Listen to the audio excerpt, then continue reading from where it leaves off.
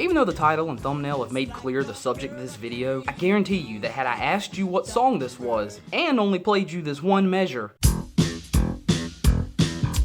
you'd have known it was DuckTales. It's a truly iconic theme song, and in fact, there's a really great article about this song's conception that I've linked down below, and I highly suggest you check this out. Mark Mueller, the man who gave us such a catchy theme, deserves to have his story told, and they've done a wonderful job of just that. Now, there's likely hundreds more theme songs tucked away in your memory that if you heard a few seconds of, you'd recognize, or maybe you'd struggle for a second trying to place it. But not DuckTales. It's seemingly instantly identifiable, and the cartoon itself holds a place in the hearts of kids who turned into adults who then shared it with their kids. At least that's what I plan to do. And much like Alvin and the Chipmunks, who had their own movie, The Chipmunk Adventure, which I reviewed recently, so check that out if you haven't, DuckTales got the same treatment, and I'm just as happy today to be watching and talking about it as I was when I was 7 years old and I wore out my recorded from TV tape I had this movie on. So knowing how excited you must be to get started on this, I'll spare you any more boring stories about my youth. Like the time I actually had to trade this tape back and forth with my neighbor because she had The Little Mermaid recorded on it. I'm doing it again, aren't I?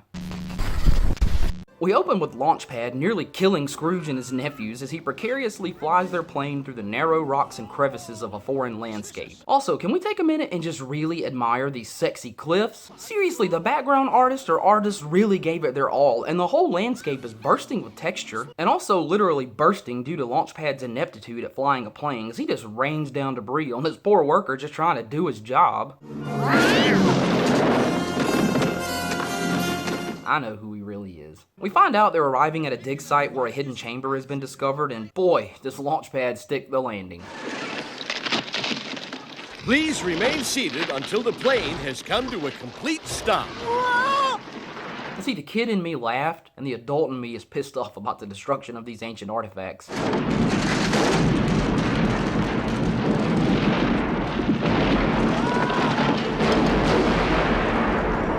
Also, you want to see a perfect example of comedic timing?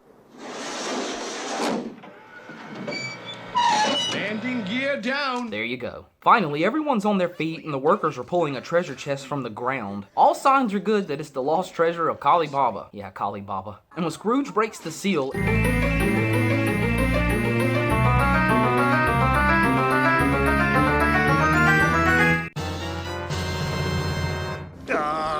Nothing but old robes. Webby's the only one thinking straight here. Well, at least the box is pretty, Uncle Scrooge. Seriously, that is a badass chest. I'd take that thing home in a second. Now, Huey, Dewey, or Louie, hell if I know which one, and I am way too lazy to Google.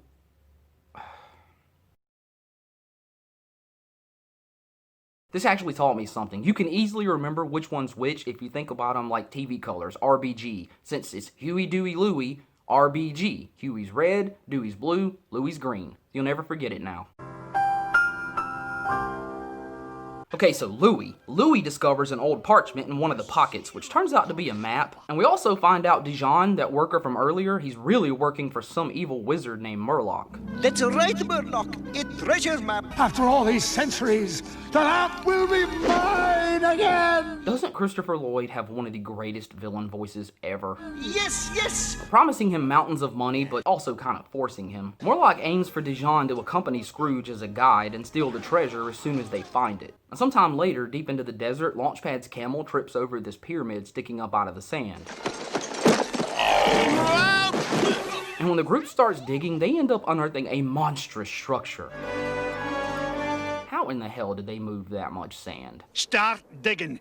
If I read these hieroglyphics correctly, we may have found the entrance. Yeah, well, I could tell too, because it was a different color. Don't you miss that about older cartoons? It was like the last piece of proof that they were cel painted. Grabbing a torch from the wall, Scrooge lights it and the group heads inside to investigate. Whoa! It's a Collie Baba booby trap!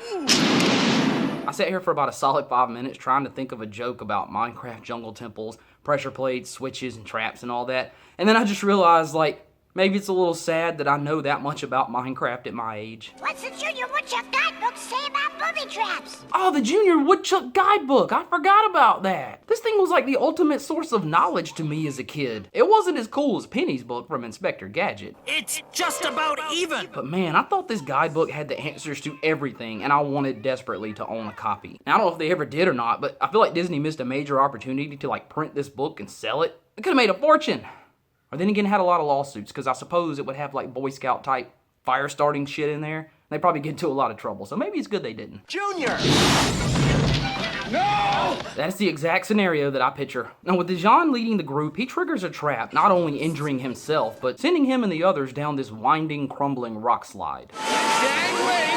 They're coming through! Now it ends in front of the final door to the long-lost treasure, and diving right into their new riches, Dijon is the only one who spots the real treasure. The rubies, the diamonds, the lamp.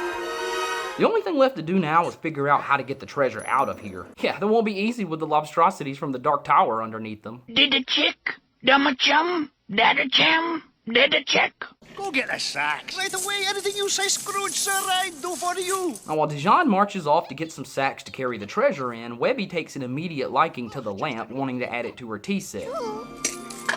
Here, my dear. Didn't say your Uncle Scrooge never gave you anything. Dijon is none the wiser. Soon enough, the entire treasure is bagged up and ready to go, but as soon as Dijon makes it halfway across the rope bridge, Murloc swoops in and steals the treasure. Let me light your path. Again, doesn't Christopher Lloyd have one of the best villain voices of all time? Let me light your path. The delivery, that little pause. After burning the rope bridge to ashes, Murloc pulls a lever on the wall, causing the platform the treasure was on to descend. Sounds familiar. And the lobstrosities waste no time trying to eat, since, hell, who knows when the last time they had a meal was. Now, using the basket the treasure was nested in as a shield, it's not much, but it's something, and so the group uses it to escape.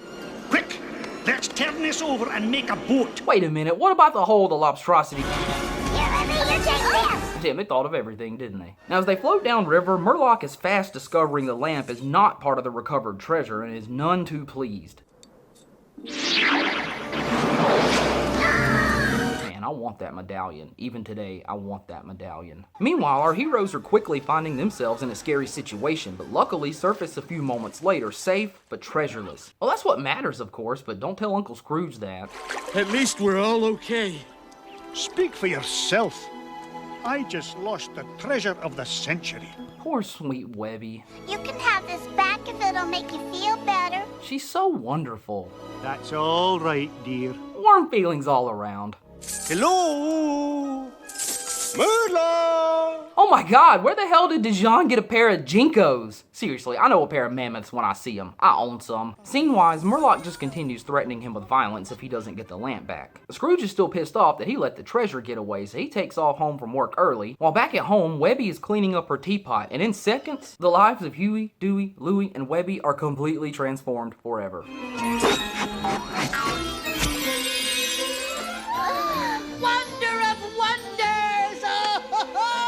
Oh, Rip Taylor. I always think of Wayne's World 2 when I think of him. Rip Taylor's gonna be there. He's a god in my country. Now, quickly taking a liking to his new masters, the Genie is in awe of all the fancy gadgets and gizmos and all this stuff that he's never seen, much less a mansion. Well, not any kind of mansion like this anyway. We'll get to Murloc's later. He's exploring the Casbah, as he calls it, like a madman, but quickly, the question we all have on our minds comes out of Huey's mouth. What about our wishes? Wishes? Oh, darn. Everybody remembers that part. Now, Webby is the first to find out, wishing for a baby elephant. I wish for a baby elephant. Oh, no. Oh, shut Yeah, that'll work out well, I'm sure. Now, moments later, when the nanny walks in, bumping into the elephant, exactly what we knew was gonna happen happens. Also, Uncle Scrooge is pulled up at this moment, and so she makes her way downstairs and is dragging him upstairs, screaming like a banshee about what she just saw. And this forces Huey to waste one of his wishes cleaning up Webby's mess. In here, Mr. McDuck. It's gone. Now, Scrooge does have a keen sense, though, and spotting a chair sneaking out of the room, he knows that something's up. You think I'm crazy, don't you? Maybe not. He bursts into the boy's room to find out what the hell's going on as Genie hides in the closet. He ends up making a bunch of noise, however, like an idiot, and gives his position away, so how the hell is he gonna get out of this one? He just pops out pretending to be a new kid the boys have befriended, which just might work. He just came over to visit. For the night. Oh, all right. But stay out of trouble. Now, staying out way too late making wishes, when the boys and Webby finally return home and see how much trouble they're gonna be in from their pissed off Uncle Scrooge, Aye, to hold me back on all this time, they'll be grounded for a month. Dewey takes the situation into his own hands. Welcome home. That's telling them, sir. While getting ready for bed that night, the boys realize they are running mighty low on wishes. And Genie gets the crap scared out of him when a shadow flies by the window. Thinking it's his old master, Murloc, he fills us in on this dude's nasty history. He's an evil sorcerer. Apparently, Murloc sank Atlantis, he leveled Pompeii, who knows what else. But the biggest reason that Genie fears him is that damn talisman that he carries around. It's what gives him all his powers. And when he puts it on the lamp, he gets as many wishes as he wants. You probably thought the same thing that the boys and I did, huh? Just wish for the talisman. Oh, that's the one wish I can't do. And the next day, Dijon has led Murloc straight to Scrooge's mansion and transforming himself into a rat this time. Oh, remember the witches? It's fantastic!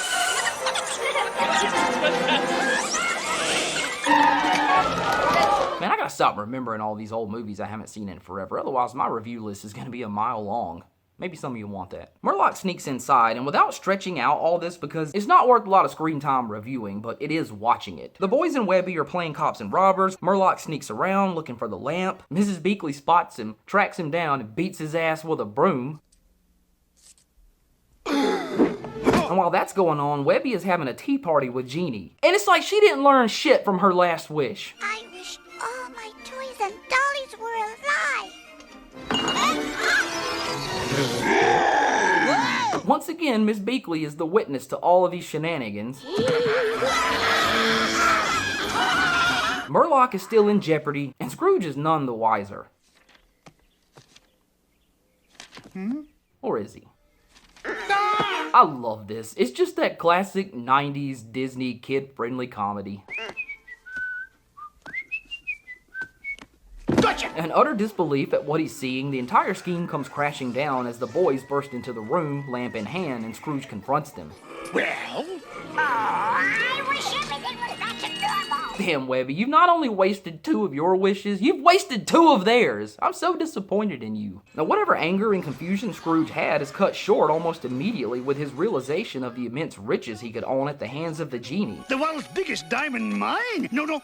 All the diamond mines. No, the entire mining industry. I really don't understand how those at the top cannot be happy with a couple of billion. Meanwhile, the rest of us out here can't even afford to go to the fucking doctor.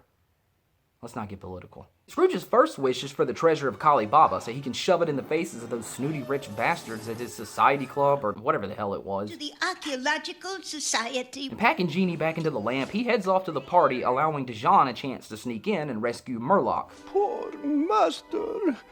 Oh well. Or steal.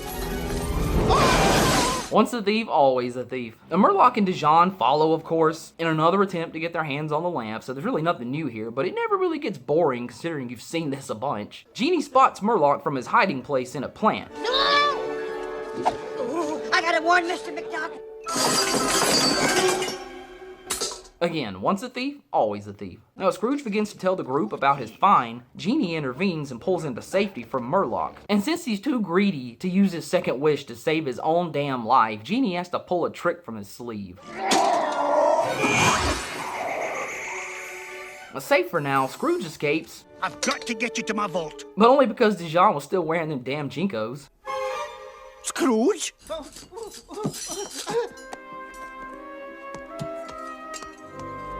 Luckily for him, Scrooge dropped the lamp.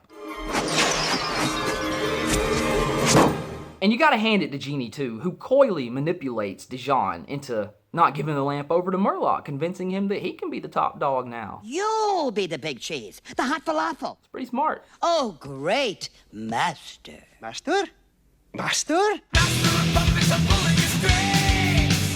Scrooge has made his way to a helicopter launch pad is flying, and I'm surprised he still has the job after how many aircraft he's probably wrecked. Right on their tails is Murloc, unaware that Dijon has the lamp. Don't bother landing. I don't have time for any more disasters. Criminally underrated line right there. I don't know why I feel that way, but that's how I feel. Now, when Scrooge makes his way into his vault and discovers Dijon dressed like a prince and seemingly in control of the situation, reality quickly sets in when his former guards, now Dijon's guards, throw his ass in a paddy wagon and he's sent to jail. Now, this doesn't escape Murloc's eye either, and you can bet he's gonna make Dijon pay. Now, once in jail, I have have to ask about this next scene. Why the shivering birds? Why do they need to be there? To make me a little bit extra sad. I know I'm nitpicking here. I'm really wondering why. The scene would have worked just fine without them, but now I have to feel a little bit sad that there's two birds shivering. When there's plenty of room for them to go through the fucking bars. Oh my God, can you imagine having your prison cot next to a window like that? It's just raining in there, your mattress gets all nasty and stanky. Silly old cartoon prison cells with their, obviously wouldn't have them today, prison bars and not windows. Wiped out with a wish. Well, good thing he had another bed and no cellmate. Now, luckily, the whole family shows up at the prison to bail Scrooge out, who only now finds out Dijon owns everything. He hasn't heard. He had what? Man, they really did up the ante with the plot in this movie, huh? Scrooge has lost everything. Oh, Mr. McDuck, I'm so sorry. Now, at a loss of what to do and realizing just how many alarms he has set in the vault, all hope seems lost until Dewey comes up with an idea. And you know each and every one, don't you, Uncle Scrooge? Now, Louie finishes the train of thought here, and suddenly the group peps up, realizing they still have a chance. Maybe the way to shut him off? What the hell? Are these two birds part of the plot device I'm forgetting or something? Or did the animators just have some extra time on their hands? Who cares? Now, meanwhile, back at the vault, Dijon is living it up as Genie keeps watch, worrying about Murloc, who's about to make his way inside. This time as a cockroach. While this is going on, Scrooge and the gang are mounting a full-scale invasion, and man, Scrooge ain't playing around, jumping from a damn helicopter like a paratrooper, parachuting on down to his vault.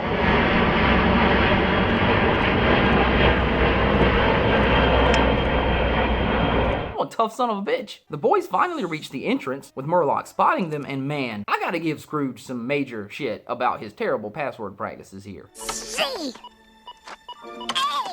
S H.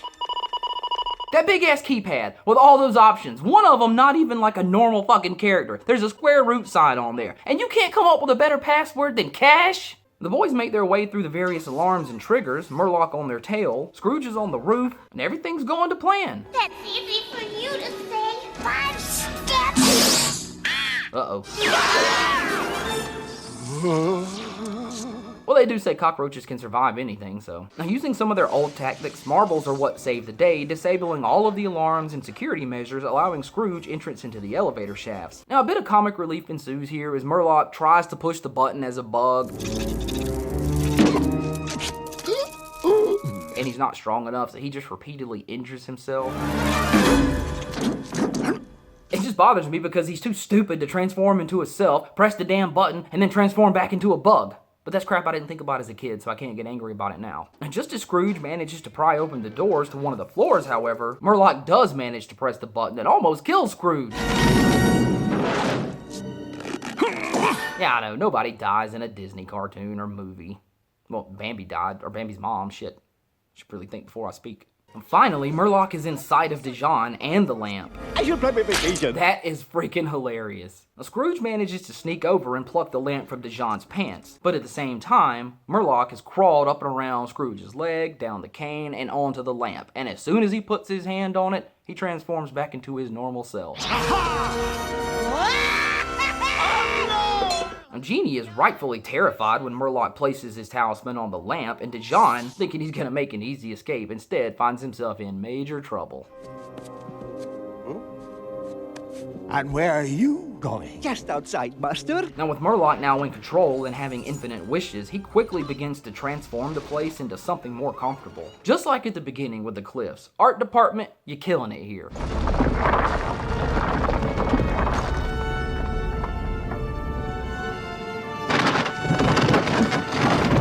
That throne looks like something the Crimson King himself would be damn proud to sit upon. I wish to return home in my new home. Oh man, that's right. Doesn't this behemoth fucking looking evil Satan castle start floating away? It really has been years since I've seen this, so I really don't know what's about to happen.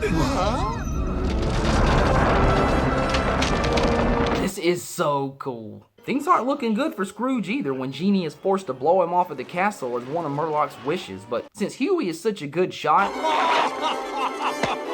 Good shot! There might still be a chance as long as that cane holds.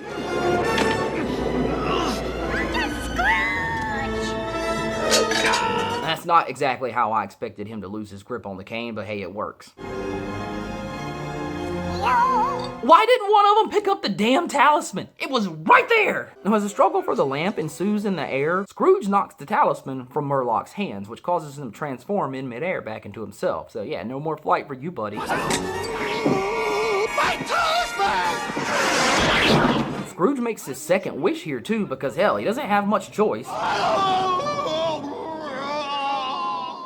Yeah, screw Murlock. Thankfully, everything is back in order now. Scrooge has his vault back, his family is safe, and best of all, he still has one wish left, right? So nothing left to do now except wish for the long-lost treasure of Collie Baba.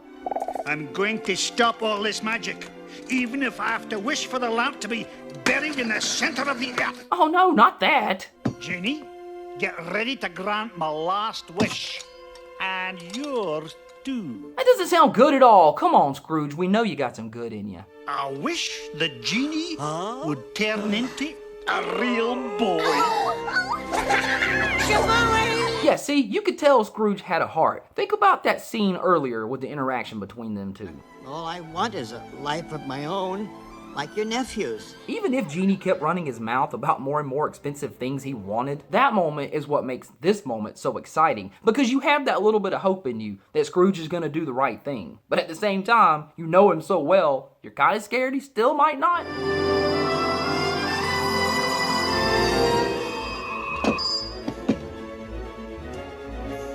Oh, I'm so happy. Oh my god, I'm such a child. With that, the genie's final wish is granted. The lamp is now powerless and crumbles into dust. The boys have a new brother. Dijon has returned to his normal form. And as unfortunate as it is, the fun and magic of DuckTales the movie, The Treasure of the Lost Lamp, has come to an end. But I'm gonna tell you, watching it today, so many years later, it still holds the same level of charm, innocence, fun, excitement, and adventure that it did when I was a kid. I absolutely love this film. Yes, I was just now leaving. Goodbye. You can't ask for much else. Thanks for watching. Damn, what you didn't see in this review is me fucking trying to kill this bee that was flying around for like 6 minutes up here. Just bzzz. It's fucking annoying.